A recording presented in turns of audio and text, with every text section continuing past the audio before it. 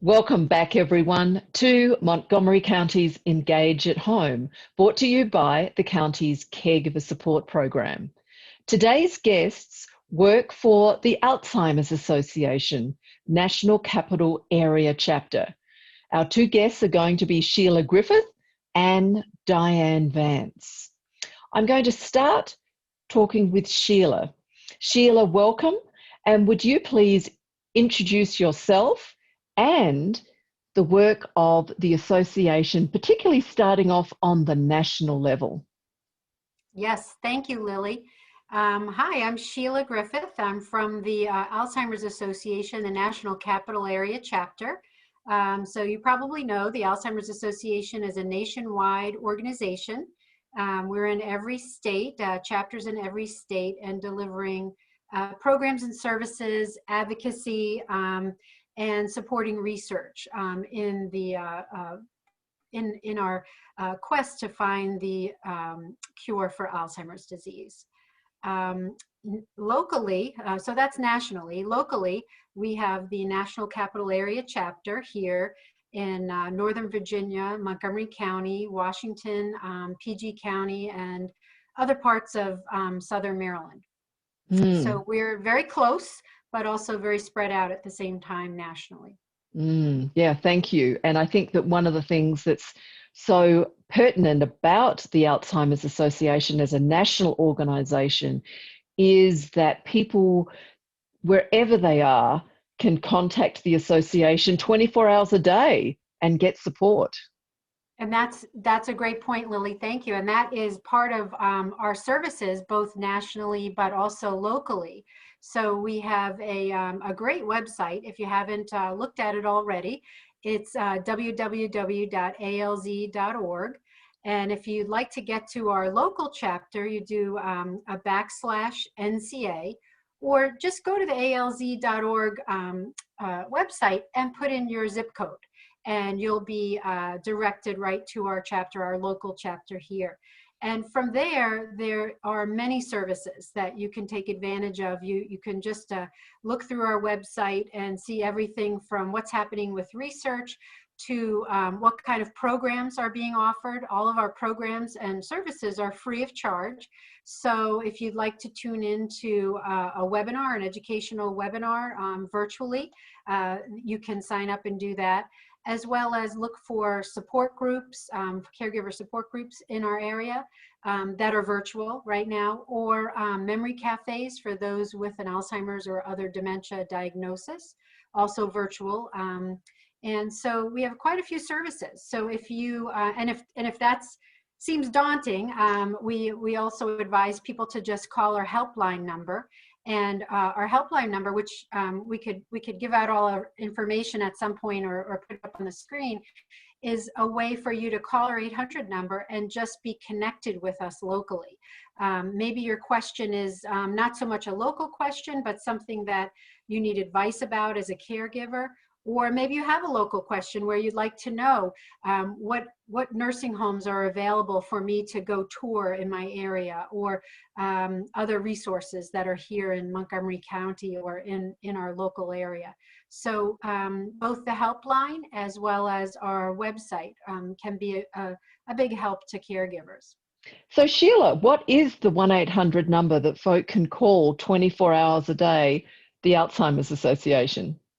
Well, our helpline number is 800-272-3900. So that's 800-272-3900. And as you said, it's 24 hours a day, 7 days a week, answered by a master's level social work background person who can really help maybe right away with an answer to your question, or, as I said, connect you locally with your local resources. Excellent, thank you. So that's a good segue. What about if we do a deep dive in what are the types of programs on offer here in Montgomery County? Well, in Montgomery County here, when we're in person, we have quite a few caregiver support groups, which are something that for any caregiver that's listening today is something I would recommend. If you don't already, you haven't tried a caregiver support group already, please try one. They're all virtual now.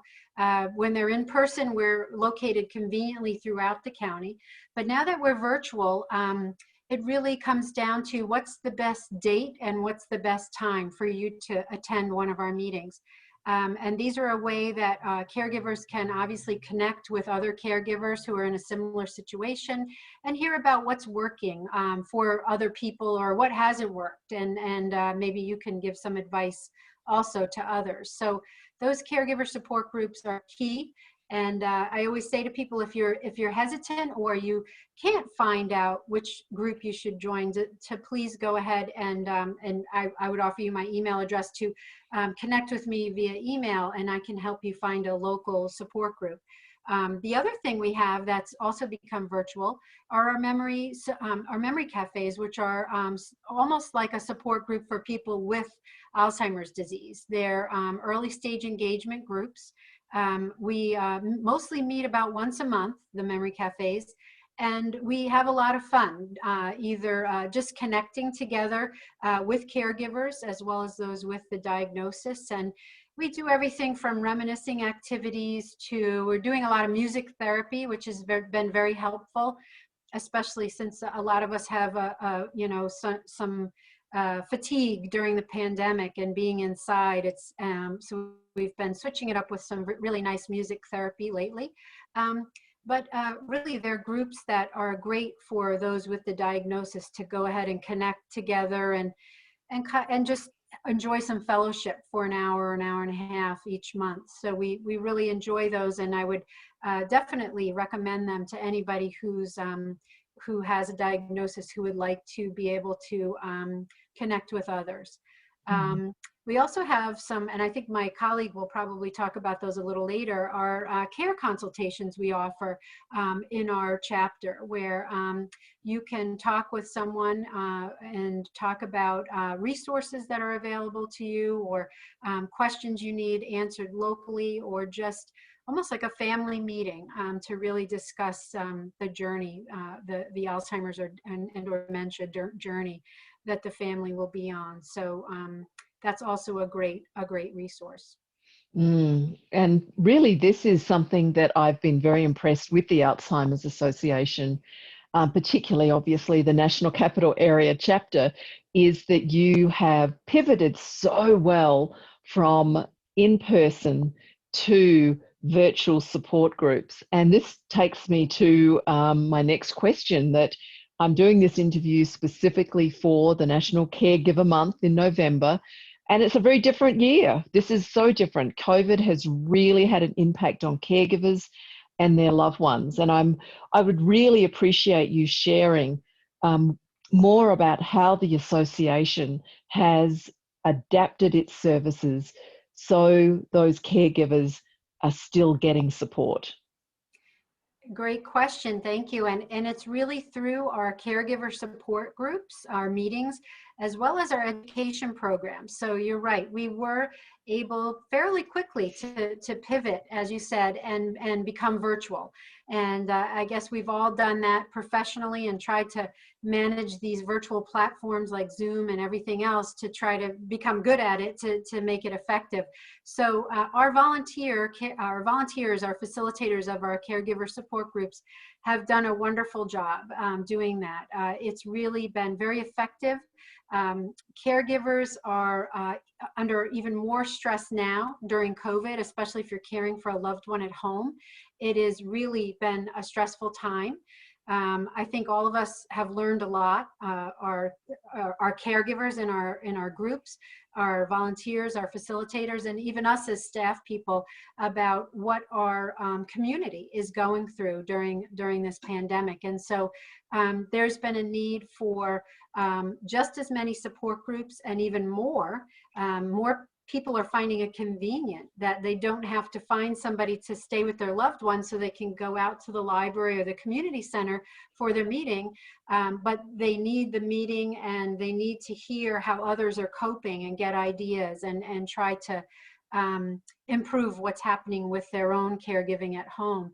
And we found a lot of need for education, a virtual education program. So you can find those on our website, and I hope people will look for that and take advantage of it. It's been very popular, and as I said, we've become very good at it, being on webinars and everything now. So it's been a very effective medium, and the questions are the questions we get in education programs tell the tale of that, you know, I'm really seeing more behaviors. I'm really having more trouble getting somebody to bathe or to eat properly, and or to even hand wash, you know, during COVID.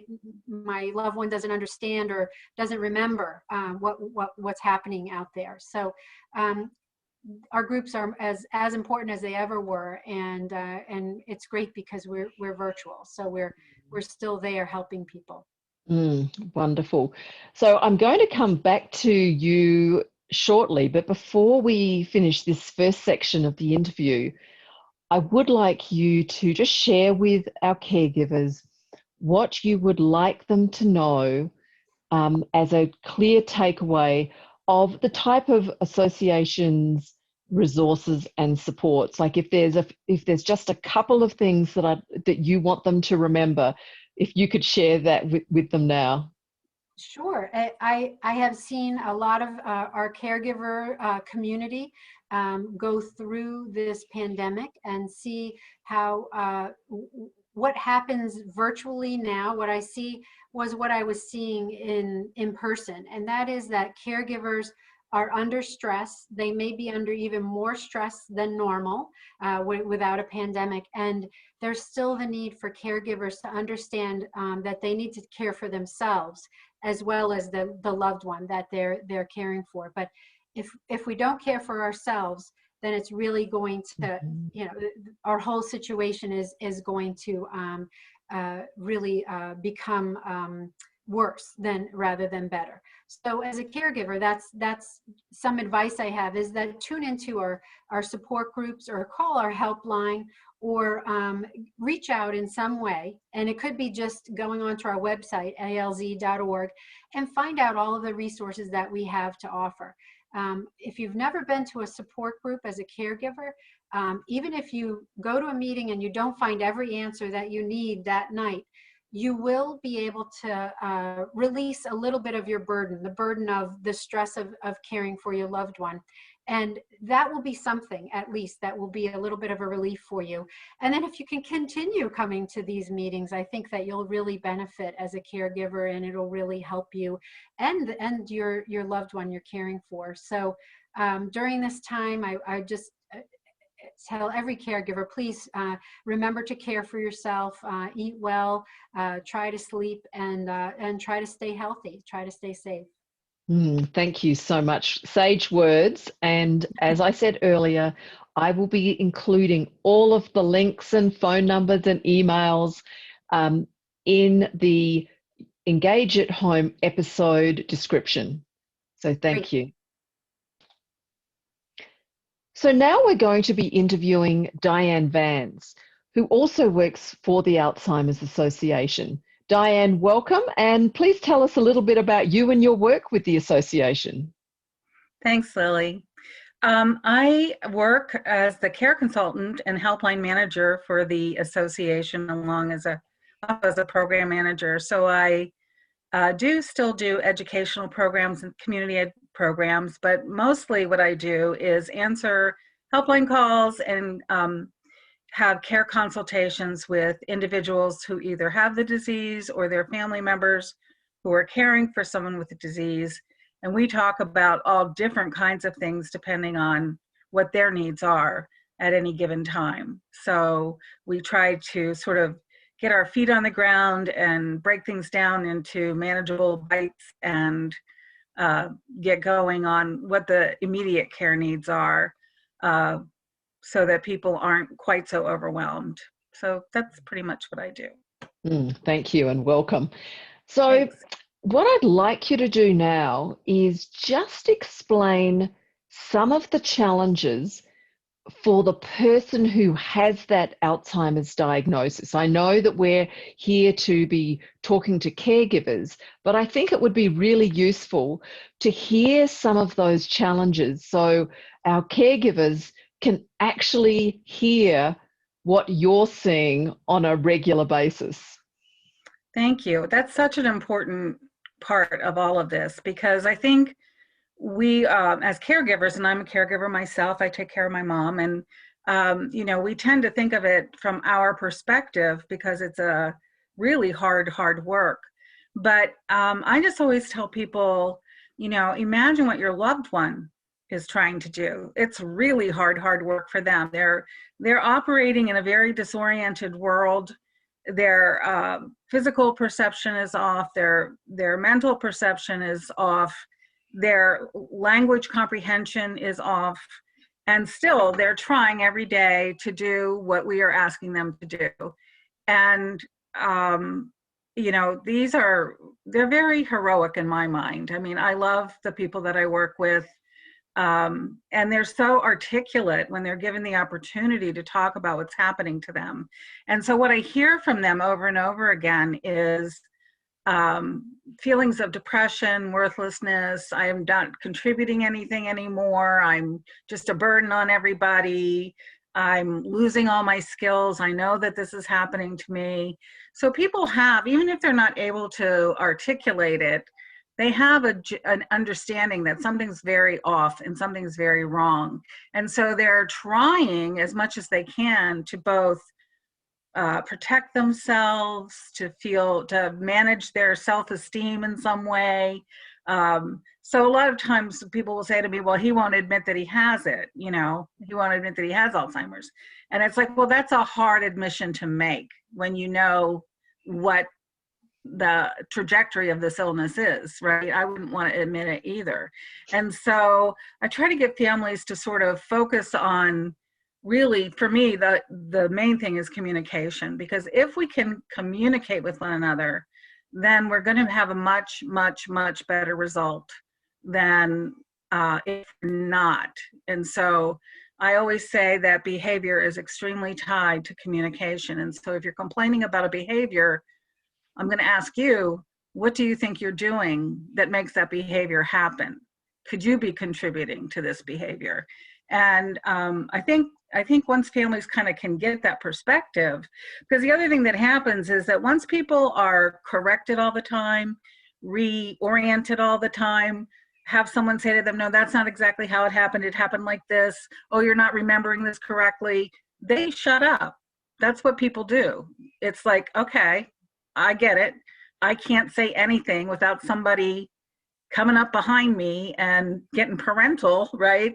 So I'm just not going to talk anymore because, and I've seen this happen time and time again in families, even in my own family, where my mother will say, well, you all know everything so well, I don't need to talk about it anymore, do I? I'm just not going to talk. And then she won't.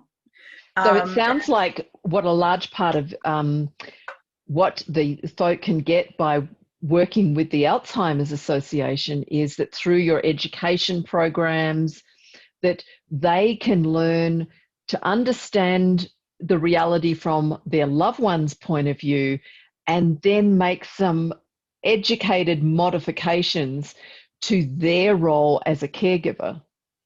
Right, absolutely. And so what I see my role is to give you some tools. You come and you see me and you say this, I listen to the whole story, everything that's happening, and then I say, okay, well, let's get some tools in your toolbox, because this is not, we're not taught how to do this. This is not a natural thing that we do. Communicating with a person with dementia is very challenging because of what's happening in their brain, and we have to adjust to that. We have to meet them where they are, and we have to say things in a way that they can get. So, for instance, if I know that in the middle stages of dementia, people are understanding like every 3 or 4 words that I'm saying to them, and I need to make short sentences that I repeat in exactly the same way every time I'm asking for something, because I want to increase their chances of understanding what I'm asking of them, you know. But in our world,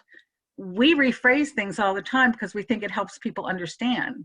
So if I say, go get your pink sweater, and then, you know, nobody makes a move, then I say, it's chilly outside, you need a sweater. And then I say, we can't go to lunch unless you get your sweater. I feel like I've said the same thing 3 times. But for the person with dementia, I've said 3 completely different things. And they're back on thing 1 still, trying to figure out what the heck I just asked them. Yeah, still trying to process it. Yeah, and so the grief and the anguish for a person who has the illness is that they're trying so hard and they can't please anybody, right? I'm trying so hard and I still can't do it right. And so that's where we walk in. And if we can walk in understanding with compassion for that, I think we can get a lot further. And it seems that that challenge that both the caregiver and the person with the diagnosis is facing is then that piece that then disrupts daily life. And from what you're describing is that your work with the care consultations with the Alzheimer's Association is really helping people remake what daily life is going to look like when you're living with someone who has an Alzheimer's diagnosis, or you have that diagnosis yourself. Right. So what we want to do is make people feel like they're valued, that they're still contributing. And there's all kinds of ways that we can do that. That's what we talk about in care consultations. Or, you know, if I see that people are having a problem with communication, then I'll talk to them about that piece. If I see that they're doing everything for the person, then we'll talk about that piece, because that's not good either. We want people to do for themselves, to maintain their independence. It's better for them. It's better for their mental health. It's better all the way around. And so, you know, so we want to keep everybody, caregiver and person with dementia, engaged, you know, in a loving unit the way they've always been. And I think that's one of the things that gets really shattered in this frustration that caregivers have, is that it's easy to start just feeling angry and tired and worn out with it all. And then we get shorter, and then things happen that we regret. And, you know, and then that's just a cycle that keeps going.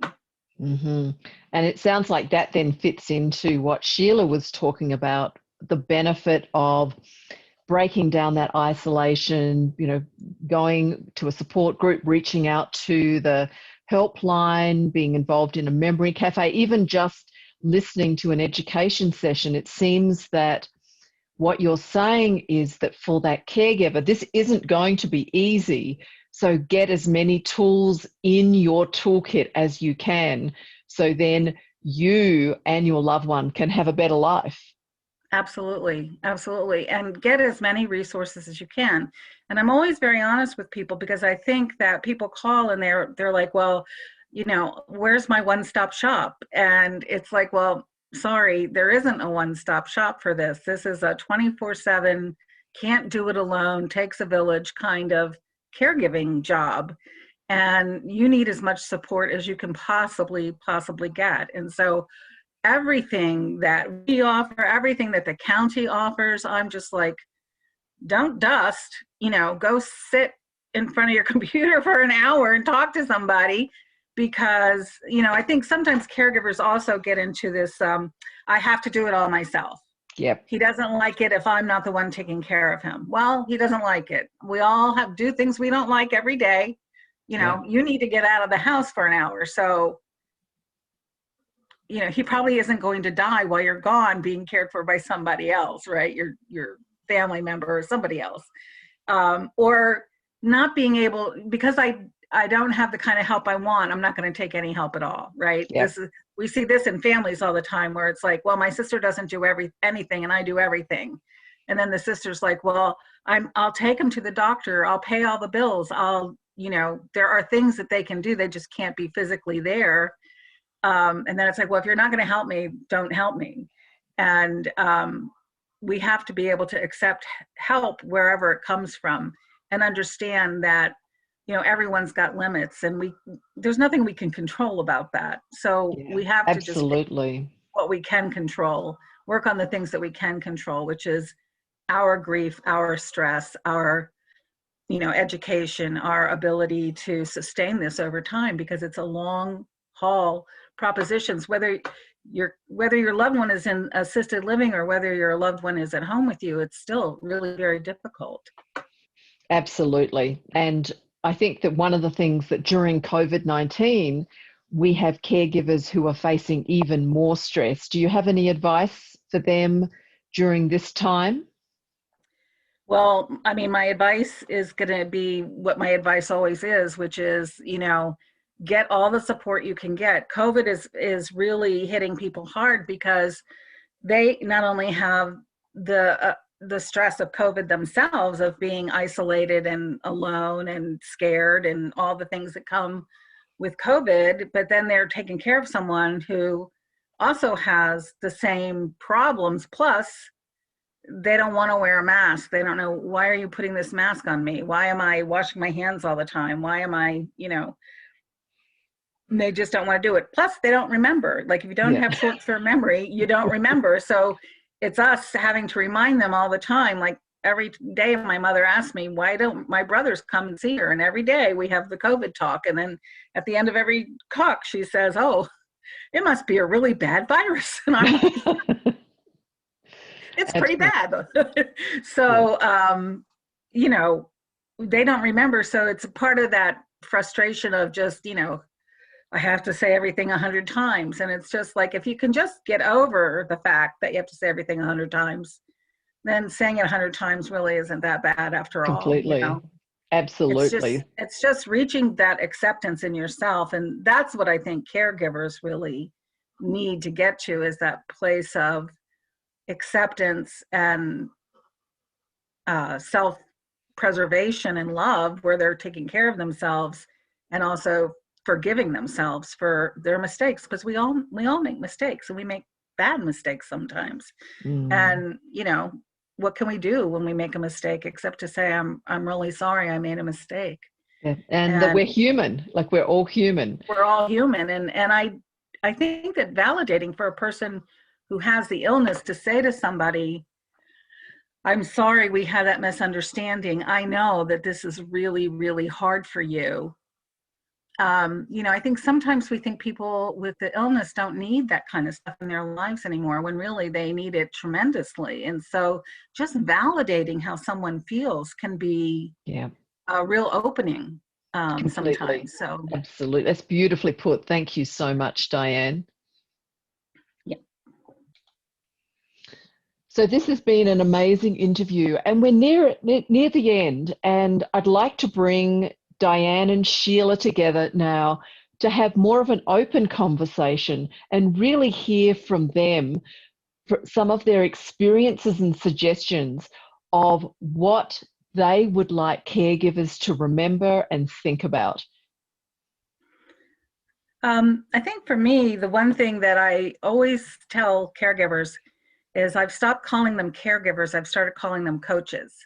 Because I think if you look at this as a coaching opportunity, right? Like, you're going to help your loved one accomplish things. And so as the disease progresses, your coaching is going to have to progress as well, so that it's going to become more and more hands-on coaching, but really you can still do it.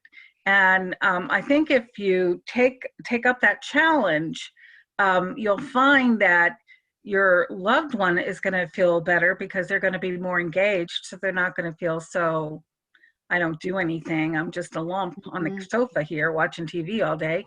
Yeah.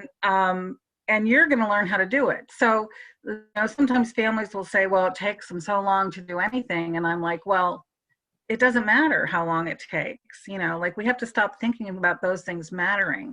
A woman talked to me recently, and she said, you know, he used to be able to put the dishes out of the dishwasher, but he can't do that anymore. He puts them everywhere, and I never know where they are. And I said, have you considered just labeling all your cabinets and drawers in the kitchen? And she said, no. And I said, well, why don't you try that and see how it works? And he's putting the dishes away again now, because he can read where they go.